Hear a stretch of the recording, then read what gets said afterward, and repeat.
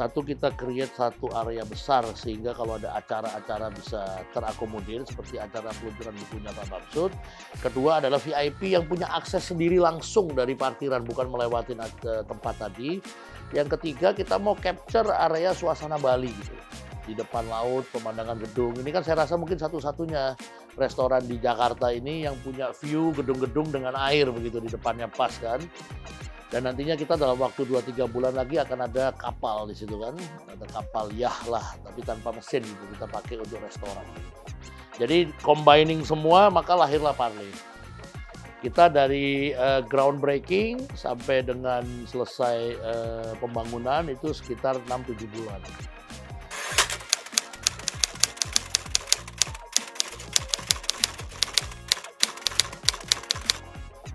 Jadi arti utamanya itu kalau mungkin nonton Pirate of Caribbean. Iya. Pirate, selalu dia kalau ditangkap dia teriak-teriak, I wanna parley. Itu sebenarnya arti utamanya itu diskusi, bincang-bincang.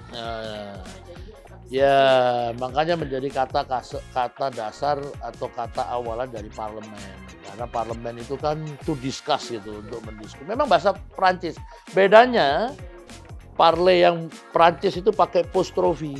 Di atas E-nya itu pakai conteng, pakai kayak topi gitu. Nah, itu parley yang sebenarnya. Kalau sekarang parley yang sekarang ini benar-benar nama gitu. Tapi diambil dari situ.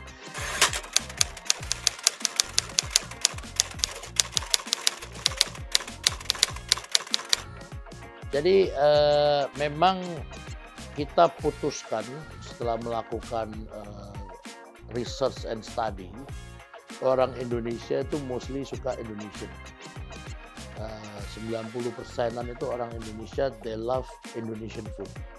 Nah, sisanya itu adalah benar-benar limited market lah. Ada Japanese food, ada Western, dan lain sebagainya. Kita decide akan tetap maintain kita punya Indonesian food gitu. Menu kita 75% Indonesian food, lalu ada Western dan lain-lain. Kenapa? Karena satu, kita pengen bawa Indonesian food ini ke overseas juga. Jadi kita punya tagline adalah Elevate Indonesian Cuisine.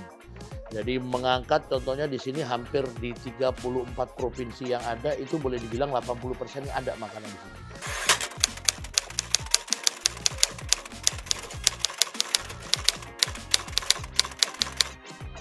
Yang jelas kita banyak makanan asli daerah, tapi belum pernah dibuat seperti cara Parley bikin. Contohnya kalau kita bicara dari dessert. Dessert itu kan ada es pisang hijau. Es pisang hijau itu orang taunya batangan pisang hijau dicemplungin ke es pakai sirup kan. Kalau kita enggak, pisang hijaunya kita taruh piring, kita slice 3. Kita slice 3, kita kasih ice cream. Itu contohnya satu. Kedua mungkin coconut Malaka. Coconut Malaka ini ada di Manado kan, kelapa itu kan biasa disajikan kelapa sama puding-puding. Kalau kita enggak, kita bikin satu bowl begitu, terus kita pakai karamel. Jadi kita bakar dulu atasnya, dibakar pakai kertas begitu, supaya ada sense burning coconut. Jadi semacam itulah Bu. Jadi kita bikin dishes yang memang boleh saya bilang sepertinya hampir semua dishes kita tidak ada di tempat lain. Tidak dimasak seperti cara kita masak gitu. Tidak di tweak, contohnya iga. Iga bakar, semua restoran Indonesia jual iga bakar. Tapi nggak ada yang dicampur pakai nasi gurih gitu. Nggak ada yang dicampur pakai sayuran dari pecel gitu. Atau mungkin orang makan pecel, nanti mungkin cobain pecel, kita ada pecel Madiun. Pecel Madiun kan sayur sama kuah ya. Kita enggak, kita bikin seperti gayanya Vietnam. Kita bikin risol, dibungkus bening, ada ini, lalu ada bumbu kacangnya di samping sama keripik. Jadi dia makannya model kayak bakar risol. Itu pecelnya kita. Jadi masih pecel, semuanya ingredient pecel. Cuman cara presentation kita sama cara kita cook itu kita differentiate hampir 100% dari tempat lain. Jadi saya boleh bilang makanan yang ada di sini pasti Ibu nggak temuin di tempat lain. Nggak copy paste, nggak ada di tempat lain. Seluruh menu di sini adalah specialty dari Parley gitu. Ya.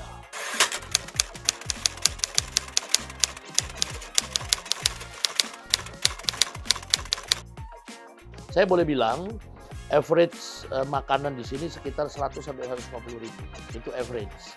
Satu orang itu average spend-nya itu antara 100 sampai 200.000 tergantung. Ya, tapi satu orang maksimum di situ, nggak ada di sini kecuali harus import steak ya. Kita ada steak, imported memang, dan itu steaknya memang dari dagingnya udah mahal gitu. Jadi kalau menu yang kita create sendiri, yang kita ciptakan sendiri, itu 30% di bawah 100.000, 30%. Sisanya 70% di bawah 200.000. Antara 200 ke bawah lah, 170, 185.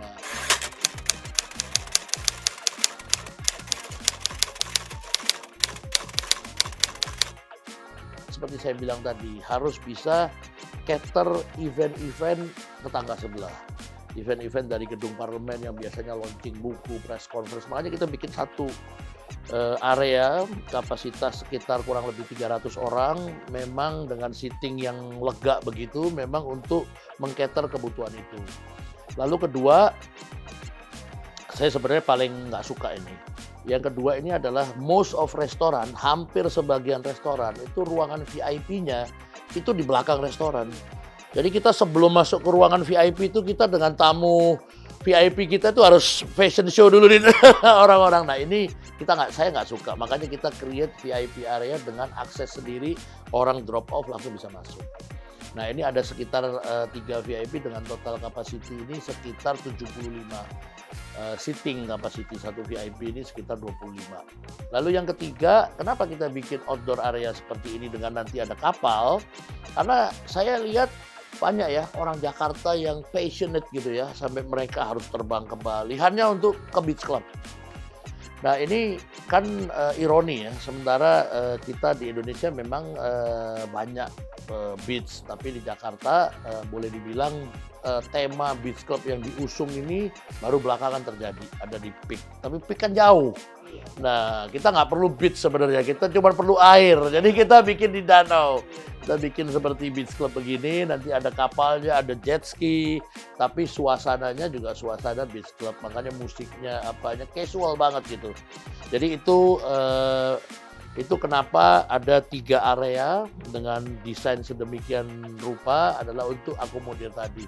Dan satu hal yang pasti Bu, nggak bisa kita gabungin antara kebutuhan yang dari gedung sebelah tadi dengan kebutuhan beach club ini, makanya ini harus di-separate. Dan kita udah bangun ya, audio, peredam segala macam ini, kalaupun terjadi ada musik, ada apa di sini, VIP ini steril, nggak berisik gitu. Nanti mungkin Ibu bisa coba, bahkan musik dipasang di sini, di area outdoornya main dining yang outdoor tempat orang rokok, itu terdengar sayup-sayup Bu. Karena memang didesain sedemikian rupa dari tata letak speakernya, jenis speaker yang kita pilih, jadi mungkin ini yang membedakan gitu. Jadi tetangga nggak berisik. Meskipun nanti di sini dipasang musik kenceng, tetangga sebelah VIP kita itu nggak berisik gitu.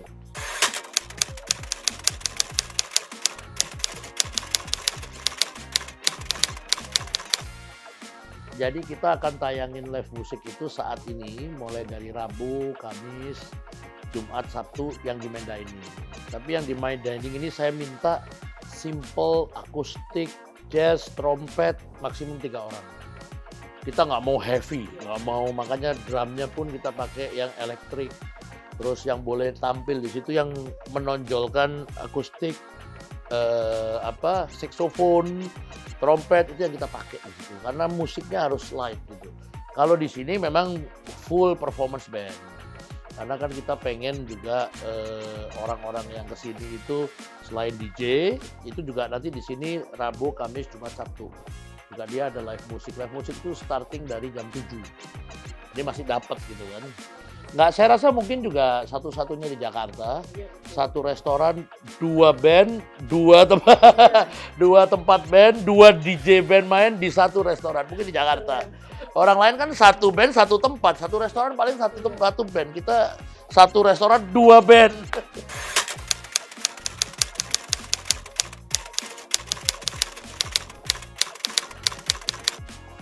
Dan hari Senin sampai hari Kamis itu jam 10 sampai dengan jam 12 malam. Hari Senin sampai Kamis. Jumat, Sabtu khusus jam 10 sampai jam 2 pagi. Hari Minggu kita buka lebih early sedikit, jadi bukan jam 10 tapi kita buka jam 6 pagi. Hari Sabtu Minggu, tapi sekarang baru hari Minggunya aja jam 6 pagi, karena untuk akomodir orang banyak sepedaan, lari-lari, ya, CFD. Orang tuh kan sekarang parkir di Plaza Senayan. Di parkir di Plaza Senayan jam segitu, Plaza Senayannya belum buka.